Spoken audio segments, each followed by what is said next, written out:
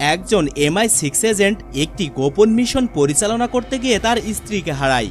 স্ত্রী হারানোর বেদনায় কর্মজীবন থেকে অবসর নিয়ে নিজের একমাত্র অবলম্বন মেয়েকে নিয়ে যাযাবরের মতো এদিক ওদিক ঘুরে জীবনযাপন করতে শুরু করে।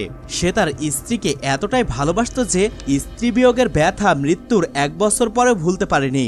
কিন্তু MI6 এর যেই মিশনটির জন্য তার স্ত্রী মারা গিয়েছিল সেই মিশনটি আবার পুনরায় করতে তাকে বাধ্য করা হয় এবং MI6 তার মেয়েকে জিম্মি করে রাখে।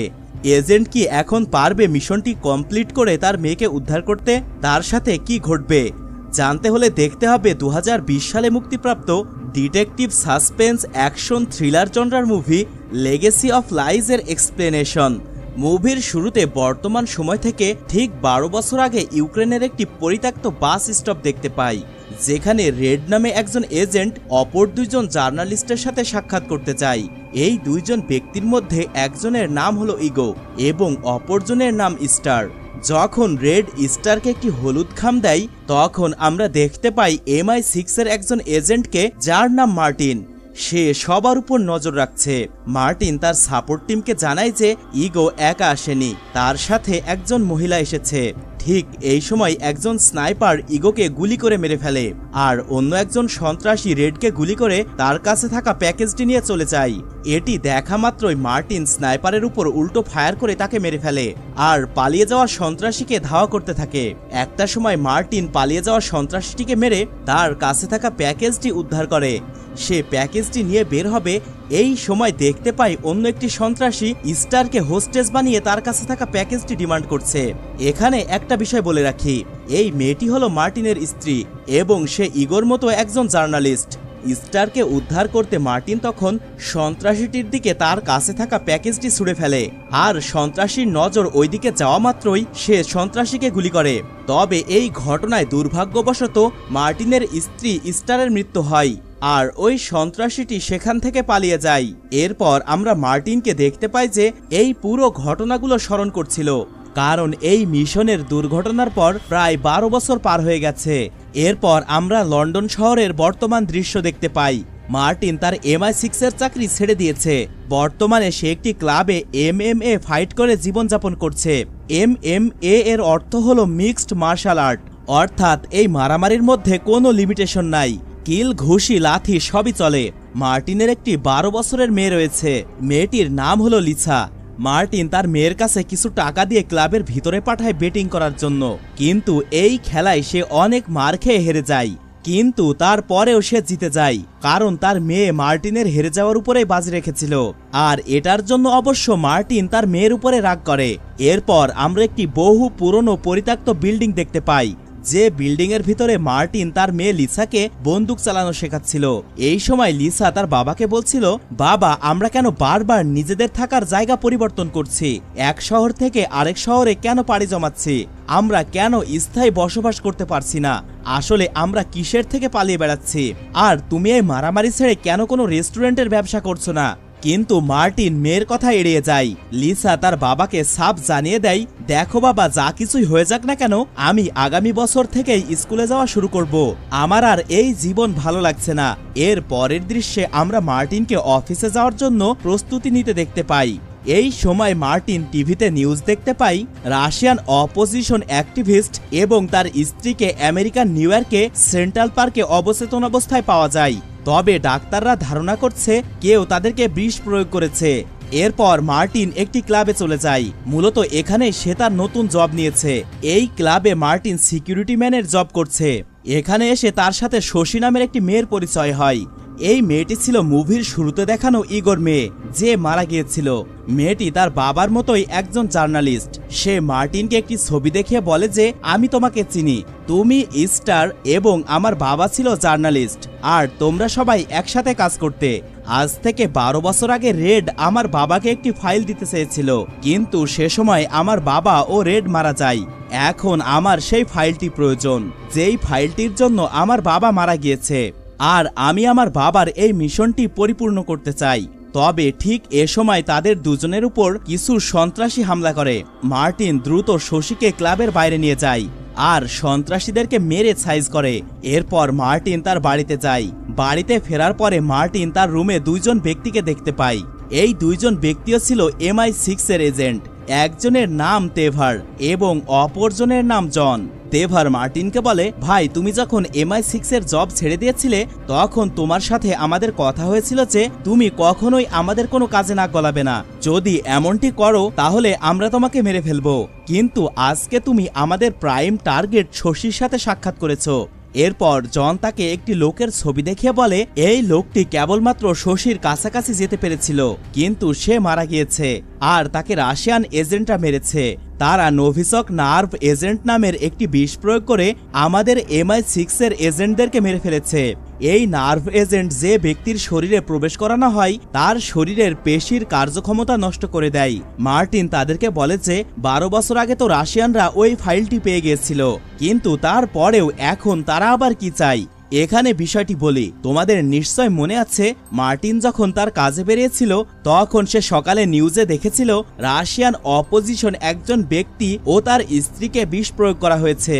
তো তাকে মারার জন্য যে বিষ ব্যবহার করা হয়েছিল এবং MI6 এজেন্টদেরকে মারার জন্য যে বিষ ব্যবহার করা হয়েছে সেই বিষ দুটি ছিল একই ধরনের নার্ভ এজেন্ট। এবং আজ থেকে 12 বছর আগের মিশনের সাথে বর্তমান কেসের কোথাও না কোথাও মিল রয়েছে মার্টিনের সাথে। এজন্য তেভার মার্টিনকে বারবার ফোর্স করছিল পুনরায় MI6 এর জন্য কাজ করতে।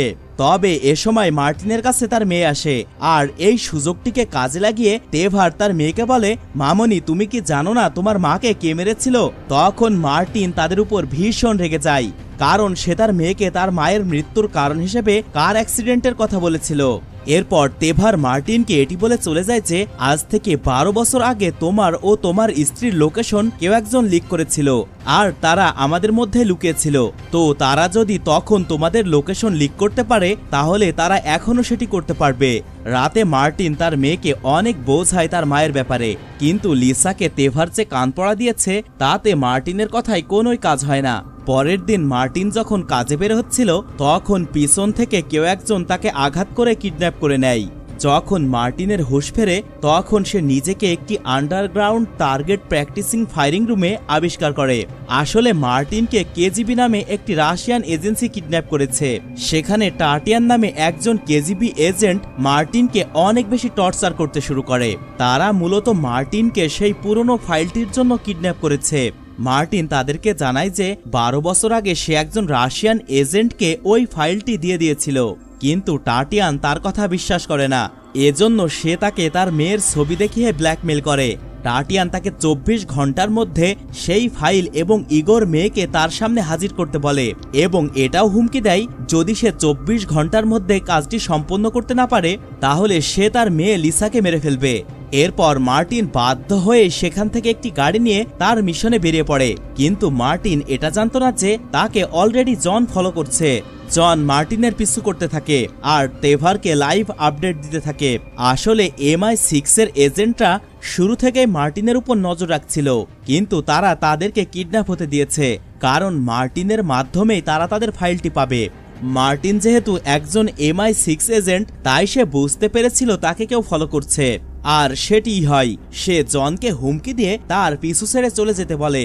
এরপর মার্টিন একটি ঠিকানায় গিয়ে ম্যাক্সিম নামে একজন ব্যক্তির সাথে দেখা করে। এই লোকটির ব্যাপারে মার্টিন জানতে পেরেছিল যখন সে ক্লাবে শশীর ব্যাগ হাতিয়ে নিয়েছিল। তার ব্যাগ থেকে সে ম্যাক্সিমের একটি ভিজিটিং কার্ড পেয়ে এখানে এসেছে। এরপর সে ম্যাক্সিমকে মেরে তার হাতের মোবাইল ফোনটি নিয়ে শশীর মোবাইল নাম্বার ম্যানেজ করে আর শশীর নাম্বার ট্রেস করে সে পৌঁছে যায় তার বাড়িতে। মার্টিন তাকে জিজ্ঞাসা করে রাশিয়ান এজেন্টরা তাদের ফাইলটি পেয়ে গিয়েছে, কিন্তু তারপরেও তুমি কেন ওই ফাইলটির পিছু লেগে রয়েছ? শশী তখন মার্টিনকে পুরো বিষয়টি ক্লিয়ার করে বলে।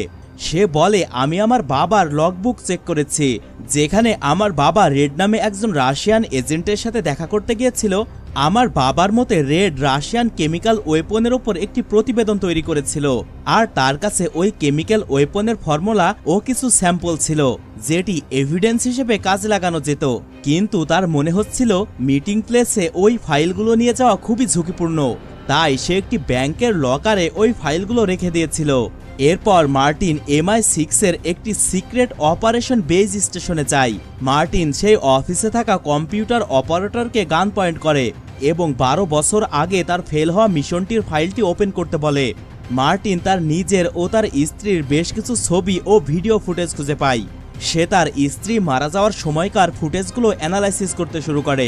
আসলে রেড যখন তাদের সাথে দেখা করতে এসেছিল তখন তার ব্যাগে কিছুই ছিল না, যেমনটি আমরা মুভির শুরুতে দেখেছিলাম যে সন্ত্রাসীরা তার ব্যাগটি নিয়ে পালিয়ে গিয়েছিল। মূলত রেড স্টারের হাতে একটি চিরকুট দিয়েছিল যেটিতে একটি ব্যাংক লকারের নাম্বার ছিল। এ সময় মার্টিন দেখতে পায় বেশ কয়েকজন বন্দুকধারী এজেন্ট তাকে ধরতে এসেছে, তাই দ্রুত সে তার স্ত্রীর হাতে থাকা ওই চিরকুটের ফাইলটি প্রিন্ট আউট করে নিয়ে সেখান থেকে পালিয়ে যায়। তখনই সেখানে তেভার ও তার টিম এসে হাজির হয়, আর তারা দেখতে পায় মার্টিন অলরেডি তাদের একটি সিক্রেট চেম্বার দিয়ে সেখান থেকে পালিয়ে গিয়েছে, কিন্তু মার্টিন একটি লকারের ভিতরে লুকিয়েছিল। এরপর মার্টিন যখন সেখান থেকে বেরিয়ে চলে যেতে যায় তখনই তাকে একজন এজেন্ট দেখে ফেলে, আর তার সাথে এজেন্টের ফাইট শুরু হয়। তবে এজেন্টের কাছ থেকে মার্টিন যে কোনোভাবে নিজেকে ছাড়িয়ে নিয়ে সেখান থেকে পালিয়ে যায়। মার্টিনকে ফলো করে পরের দিন MI6 এর এজেন্টরা তার কাছে চলে আসে। কোনো উপায় না পেয়ে শশী ও মার্টিন দুজনে মিলে একটি ফোন দিয়ে আটে। এখানে শশী মার্টিনকে গান পয়েন্ট করে এজেন্টদেরকে বলে, তোমরা যে ফাইলটি খুঁজছো সেটি একটি ব্যাংকের লকারে রাখা আছে, আর ওই ব্যাংকটি কোথায় অবস্থিত সেটা কেবলমাত্র আমি জানি, কিন্তু কোন লকারে রয়েছে সেই লকার নম্বরটি কেবলমাত্র মার্টিন জানে। এখন আমাদের দুজনের মধ্যে কেউ যদি একজন মারা যায় তাহলে তো তোমরা বুঝতেই পারছো। এই বলে শশী তার নিজের মাথায়ও বন্দুক ধরে এবং তাদেরকে হুমকি দিতে থাকে। তখন MI6 এজেন্টরা বাধ্য হয়ে তাদের নিজেদের বন্দুক সমর্পণ করে আর মার্টিন ও শশীকে সেখান থেকে যেতে দেয়। এরপর তেভার ফিরে যায় তাদের সিক্রেট অফিসে, আর সেখানে কম্পিউটার অপারেটরের কাছ থেকে রেডি স্টার মিশনের ওই সিরকুট থেকে ব্যাংক লকারের নম্বরটি জেনে নেয়। কম্পিউটার অপারেটর তখন তাদেরকে জানায় হয়তো মার্টিনের কাছে লকারের এক্স্যাক্ট কোড নাম্বারটি নেই, আর এটি ঘটে। মার্টিন শশীকে বলে যে আমরা ইউক্রেন যাচ্ছি কারণ আমাদের কাছে এক্স্যাক্ট লকার নাম্বারটি নেই, কিন্তু আমরা তো ব্যাংকের নম্বরটি জানি। তাই কাজ হাসিলের জন্য মার্টিন একটি ফোন দিয়ে আটে। মার্টিন কেজিবি এজেন্ট টাটিয়ানকে ফোন করে জানায় যে তারা ইউক্রেন যাচ্ছে কারণ ফাইলটি সেখানে রয়েছে, আর এজন্য আমার আরও বেশ কিছু সময় লাগবে। এরপর তারা ইউক্রেনে যাওয়ার উদ্দেশ্যে বেরিয়ে পড়ে।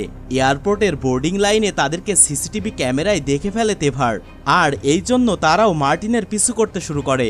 মূলত মার্টিনের এটাই প্ল্যান ছিল। ইউক্রেনে পৌঁছানোর পর এয়ারপোর্ট থেকে বেরিয়েই আমরা দেখতে পাই কেউ একজন মার্টিনের উপর নজর রাখছে। অন্যদিকে আমরা টাটিয়ানকে দেখতে পাই যে লিসাকে তার মায়ের ব্যাপারে কান পড়া দিচ্ছে। সে লিসাকে বলে, তোমার মা ছিল একজন জার্নালিস্ট আর তোমার বাবা হলো একজন MI6 এজেন্ট। তোমার বাবা তোমার মায়ের সাথে প্রেমের নাটক করেছিল আর তোমার বাবার হাতে তোমার মা মারা গিয়েছে। অন্যদিকে মার্টিনের সাবকনসিয়াস মাইন্ডে প্রায় মাঝে মাঝে তার স্ত্রীর আত্মা অথবা তার চেহারা ভেসে উঠত, যেটা তাকে বিরক্ত করত। এরপর টাটিয়ান লিসাকে নিয়ে ইউক্রেনে পৌঁছে যায়।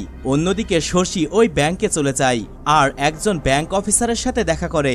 ওই অফিসার তাকে ব্যাংকের ভল্ট পর্যন্ত নিয়ে যায়, আর সেখানে গিয়ে অফিসার শশীকে লকারের কোড নম্বর দিতে বলে ভল্ট থেকে বের হয়ে যায়। এরপর শশী মার্টিনকে দ্রুত ব্যাংকের ভল্টে আসার রাস্তা জানিয়ে দেয়। মার্টিন ব্যাংকে ঢুকে গার্ডদেরকে মেরে অ্যালার্ম বাজিয়ে দেয়, আর এই সময় সেখানে তেভার ও তার টিম এসে উপস্থিত হয়। আর অ্যালার্ম শুনে ব্যাংক অফিসারও ভল্টের দিকে এগিয়ে আসতে থাকে। তারা ভল্টে প্রবেশ করলে মার্টিন ও শশী তাদের দুজনকে গান পয়েন্ট করে। এরপর তেভারকে ব্যাংকের লকারের পাসওয়ার্ড দিতে বলা হয়। এগুলো মূলত মার্টিনের প্ল্যান ছিল, কারণ মার্টিনের কাছে এই লকারের কোড নম্বরটি ছিল না। মার্টিন তাকে দিয়ে জোর করিয়ে লকারটি খুলায়। এরপর শশী লকার থেকে একটি বক্স বের করে যার মধ্যে কিছু কেমিক্যাল ভাওয়েল ছিল, আর এটি ছিল নোভিচক নার্ভ এজেন্টের কেমিক্যাল স্যাম্পল। এরপর মার্টিন এবং শশী ব্যাংকের ছাদে চলে যায়, আর সেখান থেকে পিছনের ইমার্জেন্সি এক্সিট দিয়ে তারা নিচে নেমে আসে। কিন্তু MI6 এজেন্টরা তাদের উপর গুলি করতে থাকে। একটি গুলি অবশ্য মার্টিনের গায়ে লাগে, কিন্তু তারপরেও সেখান থেকে তারা একটি গাড়ি নিয়ে পালিয়ে যেতে সক্ষম হয়। কিন্তু হঠাৎ রাস্তার এক জায়গায় শশী মার্টিনকে গান পয়েন্ট করে। সে মার্টিনকে বলে, তুমিও তো একজন স্পাই, আর তোমার জন্য আমার বাবা মারা গিয়েছে। এই বলে সে মার্টিনকে গুলি করে গাড়ি নিয়ে সেখান থেকে চলে যায়। মার্টিনের জ্ঞান ফিরলে তার কাছে টাটিয়ানের কল আসে। টাটিয়ান তাকে জানায়, আমি আশা করছি তুমি এতক্ষণে তোমার কাজটি সম্পন্ন করতে পেরেছো, কারণ তোমাকে দেওয়া সময় অলরেডি শেষ হয়ে গিয়েছে। তাই প্যাকেজ আর শশী দুজনকে নিয়েই আমার সাথে 10টার সময় দেখা করো। কিন্তু এই কথা শুনে মার্টিন বেচারা উভয় সংকটে পড়ে যায়, কারণ তার কাছে প্যাকেজ আর শশী দুজনের একজনেও নেই। তবুও মেয়েকে তো বাঁচাতেই হবে। এজন্য সে শশীর গাড়ি ট্রেস করে একটি রেল স্টেশনে পৌঁছে যায় আর সেখানে সে শশীকে পেয়েও যায়। এরপর সে পৌঁছে যায় টাটিয়ানের বলা লোকেশনে পৌঁছে মার্টিন তাকে একটি ভিডিও স্ট্রিমিং লিংক শেয়ার করে, যেখানে শশী এবং প্যাকেজটি লাইভ টেলিকাস্ট হচ্ছিল। সে টাটিয়ানকে বলে, তুমি আমার মেয়েকে ছেড়ে দিবে আর আমি তোমাকে ওই বিল্ডিং এর লোকেশন দিব যেখানে তোমার প্যাকেজ রয়েছে। টাটিয়ান তার কথা মেনে নেয় আর লিসার হাতে তার মেয়ের একটি ব্রেসলেট দিয়ে তাকে ছেড়ে দেয়। মার্টিন তার মেয়েকে পেয়ে টাটিয়ানকে শশী ও তার প্যাকেজের লোকেশনটি জানিয়ে দেয়। তখন সে তার একটি টিমকে ওই বিল্ডিং এর লোকেশনে পাঠিয়ে দেয় চেক করার জন্য। কিন্তু আমরা দেখতে পাই শশী মার্টিনের গাড়ির পিছনে লুকিয়েছিল। সে টাটিয়ানের একজন লোকের উপরে গুলি করে, ফলে দুই পক্ষের মধ্যে গোলাগুলি শুরু হয়ে যায়। কিন্তু এই ফাঁকে টাটিয়ান শশীকে গান পয়েন্ট করে হোস্টেস বানিয়ে মার্টিনের কাছ থেকে কেমিক্যাল স্যাম্পলের বক্সটি চাই।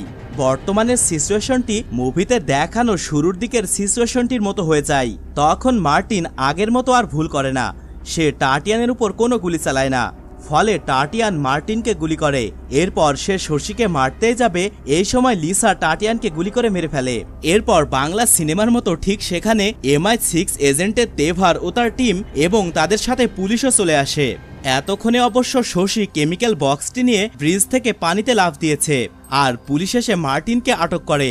এরপর দৃশ্য পরিবর্তন হলে আমরা লিসাকে দেখতে পাই। শশী তাকে একটি চিঠি পাঠিয়েছে, সেখানে MI6 এর ডাবল এজেন্টদের নামের তালিকা ছিল, অর্থাৎ যারা গাদ্দার ছিল তাদের নামের লিস্ট ছিল।